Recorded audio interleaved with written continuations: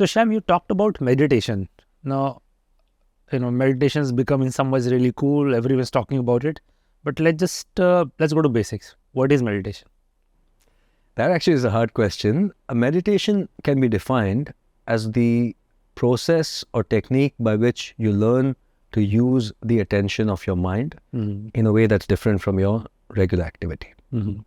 That's one definition. You could also define meditation as the ability to experience reality without the intervening filters of your biases, your judgments, your expectations.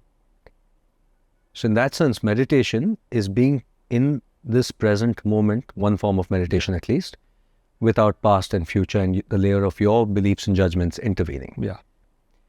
Got it. So in one definition, you pick an object and you just focus on that. Your 100% attention, you're at least trying to focus on that thing. Other definition is saying you are observing something which can be changing, but you are not engaging with it. Correct. You're just observing without any judgment or attachment.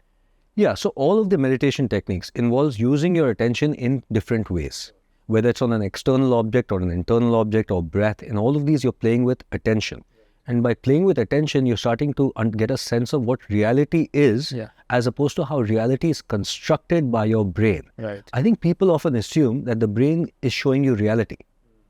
The brain is not showing us reality. The brain is constructing a reality that has validity only for our neural or similar neural systems. There's no objective reality that we are seeing. That we can all agree, right? I mean, scientifically. So. Right. Yeah, on that, I think one concept, which helped me understand this idea better was, so if you think about, I'm I'm able to see you, I'm able to see this room and everything. In reality, what is happening is light from all this is hitting my eyes, getting converted into electrical signals. That electrical signal is traveling via optical nerve to my brain. And then brain is kind of, projecting on a screen. It's projecting this reality, for me, it's recreating from electrical signal, just like how television does. And knowing that, my brain cannot actually ever see you directly because it's enclosed in this, shell. And the only thing I have interest in the world is, this electrical signal that's right. To come, right? That's one form of, one way to think about, the reality is creating. It's mind-blowing. That famous Zen koan, if a tree falls in a forest and there's nobody there to hear it, did it make a sound? Right. Well, scientifically speaking, no, it didn't make a sound. It made vibrational waves that until there's an apparatus that converts those waves into the electrical energy that we call sound, it's not sound. So what boggles the mind is right now, outside the limits of our perception, is just waves. It's just waves of different wavelengths. Only a part of the visuals is visual spectrum and so on. So we know that the brain is not presenting objective reality. It's constructing a reality.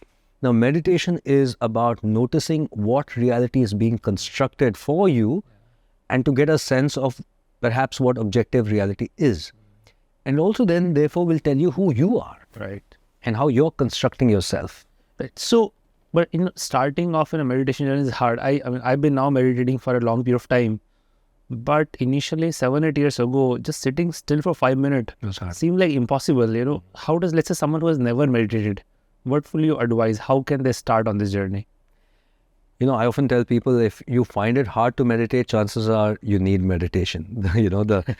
And I think it's amazing when people say, like yourself, who have a mind that moves and you're doing things, you're a doer in that sense. I think sometimes it's against the grain just to sit. The main thing is to know that, like with any skill, doing it regularly will make it very easy. Yeah. I think people are intimidated by this word meditation. Yeah. Your mind may be uncomfortable. Give it 5 minutes, and until you can do it for 5 minutes, then build it to 10, then build it to 15, and you're good, So, and starting people should do it on their own or using, nowadays there's so many different, apps, and we work together on this whole MindFit thing also, right? Yeah. What is the easier way to start? I think if you find a great app like the one we made, then by all means use an app. I think in general, I would say use an app. There are lots of good apps that get you started on meditation, and it's always easier. If you find a good teacher, then that would be great, someone you can visit and learn. And within meditation now, there is a huge spectrum, right? You can start with 5 or 10 minute guided meditation and so on. You can do much longer meditation. There's a whole, Yog Nidra, which is now marketed again, your favorite topic is NSDR and so on. And then there is this, 10-day meditation retreat like Vipassana. How should I think about this whole spectrum of meditation tools that are available? Normally, I don't recommend that people go straight for the 10-day Vipassana, which is sort of the Goenka school of Vipassana. I don't advocate that. Because most people have a life that they need to integrate and make meditation a part of. So it has to be consistent with your lifestyle. I would recommend you start with an app, do it 5 minutes every day until you can do it regularly, then build it up to 10 and then 15 minutes. And at about 15 minutes, if you can do 15 minutes regularly, and you do that for about 4 weeks, I expect most people to benefit in terms of better mood, better concentration, and better sleep, if nothing else. At that point, depending on your interest and your time, you can go further into the meditation journey. But it's pretty much for everyone. You will recommend that everyone consider almost everyone. Yeah. The few, I think people I would say do not meditate are if there's a lot of feeling that you haven't processed. Someone who's gone through loss, grief, or any kind of emotional turbulence that they haven't yet sat with that. Now, for them, when they meditate, it can be just too much, and that person needs to talk to a therapist or mental health professional until it's more contained, and then in discussion with the therapist, they can decide when to initiate meditation. Now, I will say, Mukesh, this whole guided meditation thing, in my view as a practitioner and in psychiatry, I do clinical hypnosis, hypnotherapy. And if you look at guided meditation, in my view, that's not the Indian tradition. We didn't have guided meditation. We didn't use language eloquently to create meditative states, which is why it's the Westerners who are ruling guided meditation, because in my view, it comes more from the school of hypnotherapy. So when I do my guided meditations, I use language, tonality, metaphor, and so on to create a certain emotional state. I do that in therapy, I do that in guided meditation. But dhyana, as it was practiced in the East, and even traditional Vipassana, there was very few instructions. The instructions was very, very simple. But then you had to go on this whole journey yourself where you didn't have the person narrating this. So in that sense, I don't see guided meditation as equivalent to real meditation, but it's a good place to start. And so, okay, let's define dhyana also. Like, what does dhyana in the simplest form look like? It means, because Vipassana is a form of dhyana, which means noticing the changing present moment by particular attention to breath. Dhyana just means bringing your attention to focus or meditation. It's part of Ashtanga yoga. It's part of all the spiritual practices. And in India, we had many kinds of meditations described. Hundreds, thousands of practices. I mean, the famous Vijnana Bhairava Tantra has 118 different practices of meditation. So, there are many ways that you can do it, and dhyana applies to any of those forms of meditation. And it is one of the steps, one of the penultimate steps towards moksha, or complete dissolving of the ego, which is, or of the individual self, which is the ultimate aim of all meditation.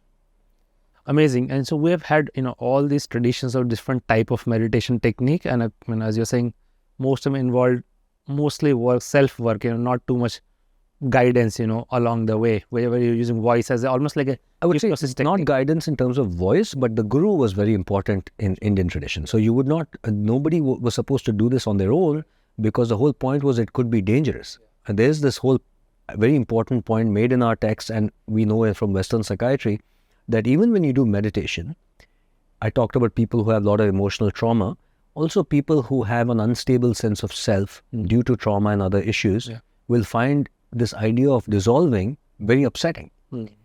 While transcendence or dissolving your individual and becoming one with the cosmos sounds and is very blissful, you can imagine what it also means. It means, in a way, death of the individual self.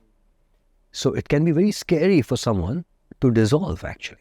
You see, and so, in fact, in the Indian tradition, the path of Jnana Yoga, which is using your mind to reach salvation, enlightenment, was called the razor's edge. It's the most dangerous path, because when you deconstruct yourself and the world, be careful.